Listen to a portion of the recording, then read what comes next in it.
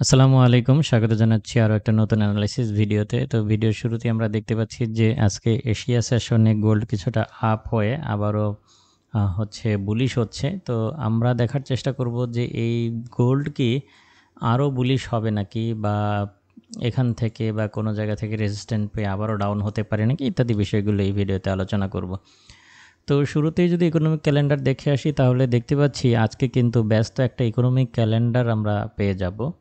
বিশেষ করে আজকে কিন্তু একই সাথে জবলেস স্কিমসের ডেটাগুলো আসবে এবং এনএফপি ডেটাও কিন্তু আজকে চলে আসবে। অর্থাৎ আজকে কিন্তু এনএফপি ডে, আপনারা নিশ্চয়ই জেনে থাকবেন এটা।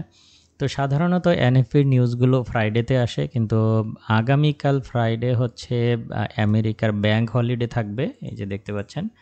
তো এই কারণে হচ্ছে এনএফপির ডেটাগুলো আমরা আজকেই পেয়ে যাব।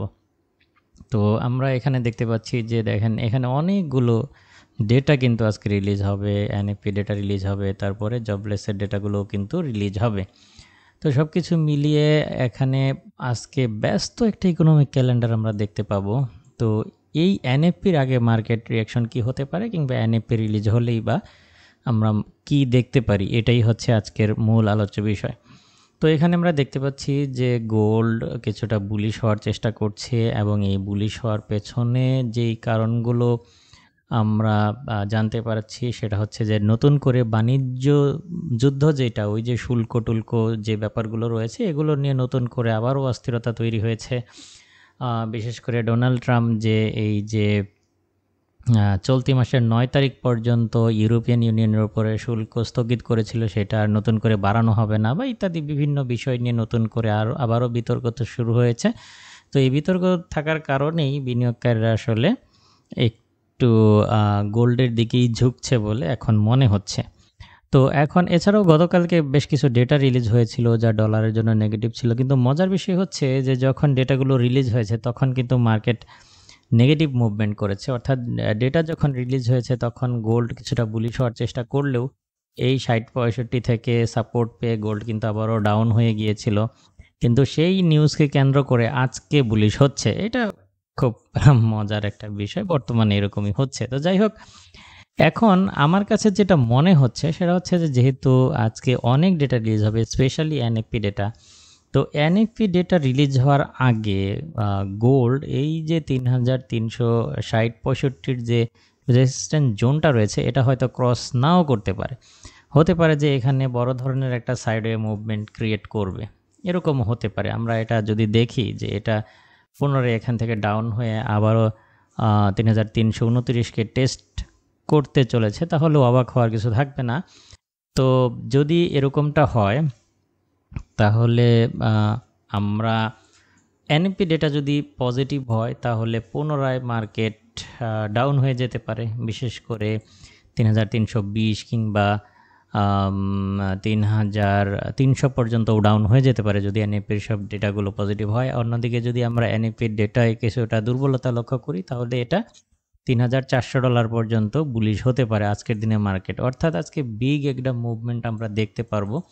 তো সতর্ক থাকবেন, অবশ্যই খুবই অ্যালার্ট থাকতে হবে। তো নিউজ টাইমের আগে আপনারা যেটা করতে পারেন যে গোল্ডকে 3360-65 দিকে পেলে আবারও এখান থেকে সেল নিতে পারেন। তো আমি এখানে যদি পেয়ে যান গোল্ডকে আর কি 3360-65, যেমন এখান থেকে অলরেডি মার্কেট ডাউন হচ্ছে। তো যদি এই লেভেলটাকেও ক্রস করে, বিশেষ করে 3357, এই যে বর্তমানে এখানে যে আমি একটা হরিজন্টাল লাইন ড্র করে রেখেছি, এটাও যদি ক্রস করে, তাহলে রিটেস্টের সাথে এর নিচে থেকেও সেল নিতে পারেন, সেই হিসেবে মার্কেটকে পুনরায় 3340-এর আশেপাশে পেয়ে যেতে পারেন। তো এই হচ্ছে অবস্থা। তো আজকের দিনের বেস্ট বাইং জোন হবে যেটা, সেটা হচ্ছে যে যদি পুনরায় মার্কেটকে 3329-এর আশেপাশে পেয়ে যান, তাহলে এখান থেকে বাই নিতে পারেন। আমি এখানে 3330-এর আশেপাশে পেয়ে গেলে এখান থেকে বাই নিতে পারেন। আমি এটা গ্রিন কালার করে দিচ্ছি। এটা হবে আজকের দিনের বেস্ট বাইং জোন, এখান থেকে বাই নিতে পারেন, এবং এখান থেকে যদি বাই নেন তাহলে স্টপ লসটা 3320-এর নিচে ইউজ করবেন। আর এখানে আরেকটা বিষয় আপনারা লক্ষ্য রাখতে পারেন, আমি এটাও মার্ক করে দিচ্ছি। যদি পুনরায় 3342-এর আশেপাশে যদি প্রাইস রিয়েক্ট করে, 3342-এর আশেপাশে যদি এসে প্রাইস এখানে সাপোর্ট তৈরি করে, তাহলে আবারও বুলিশ হতে পারে। তো 3342-এও একটা বাই চিন্তা করতে পারেন, তবে এখানে আসলেই যে বাই নিয়ে নেবেন এরকম না, দেখবেন ওখানে ক্যান্ডেলগুলো কিভাবে ক্রিয়েট হয় বা কোনো প্রকার বাই সিগন্যাল দেয় কিনা ক্যান্ডেলগুলো।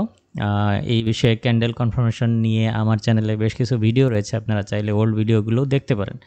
ডোজি কনফার্মেশন, এরকম বেশ কিছু ভিডিও আপনারা পাবেন। তো ক্যান্ডেল কনফার্মেশন যদি পান তাহলে 3342 থেকে বাইয়ের চিন্তা করতে পারেন, অথবা সবথেকে বেস্ট হবে যদি 3331-এর আশেপাশে পেয়েছেন তাহলে বাই নিতে পারেন। এবং আমি যেটা বলছিলাম 3358-র আশেপাশে বা এখান থেকেও যদি ডাউন হয় তাহলে এখান থেকে রিটেস্টের সাথেও বা এখান থেকেও সেলে থাকতে পারেন, সেক্ষেত্রেও একটা ভালো প্রফিট পাবেন বলে আশা করছি।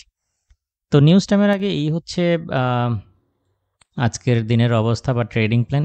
এই প্ল্যানিং অনুযায়ী আপনারা আপনাদের ট্রেডগুলো খুব সুন্দরভাবে ম্যানেজ করবেন। নিউজ টাইমের পরে ডেটা দেখে আমি অবশ্যই অ্যালার্ট দিব, বিশেষ করে প্রাইভেট গ্রুপে তো অবশ্যই অ্যালার্ট দেবো, ফ্রি গ্রুপেও ডেটা পজিটিভ না নেগেটিভ সেই বিষয়ে অ্যালার্ট দেওয়ার চেষ্টা করবো ইনশাআল্লাহ। সবাই ভালো থাকবেন, সুস্থ থাকবেন। আজকের ভিডিও এখানেই শেষ করছি, দেখা হবে নেক্সট ভিডিওতে। আল্লাহ হাফেজ।